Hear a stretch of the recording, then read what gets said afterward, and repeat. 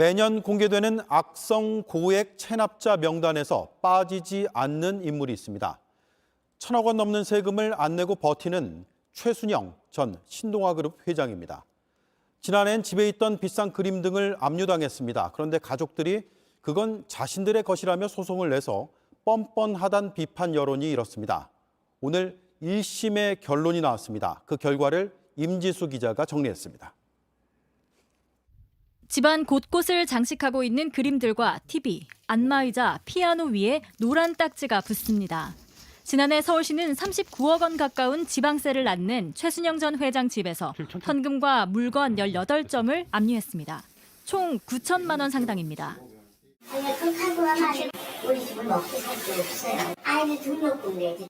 35억 원대 그림을 팔아넘긴 계약서도 발견되면서 비판이 쏟아졌습니다. 그런데 압류 한 달 뒤 최 전 회장을 상대로 부인과 자녀들이 소송을 냈습니다. 서울시가 가져간 물건들은 최 회장이 아닌 자신들 것이기 때문에 소유권을 확인해달란 내용이었습니다. 서울시는 압류를 풀고 물건을 돌려받기 위해 일부러 제기한 소송으로 보고 보조 참가인으로 소송에 끼어들었습니다. 1년 넘게 진행된 재판 동안 최 전 회장은 변호인도 선임하지 않았습니다.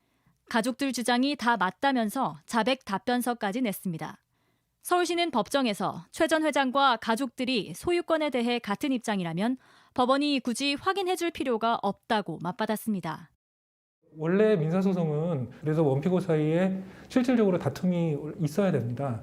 근데 이 사건의 경우에는 그런 부분이 없기 때문에 오늘 서울중앙지법 1심 재판부는 이 주장을 받아들여 사건을 각하했습니다.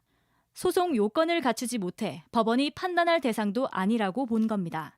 서울시는 판결이 확정되면 압류품들의 감정을 거쳐 공매에 넘길 예정이라고 밝혔습니다.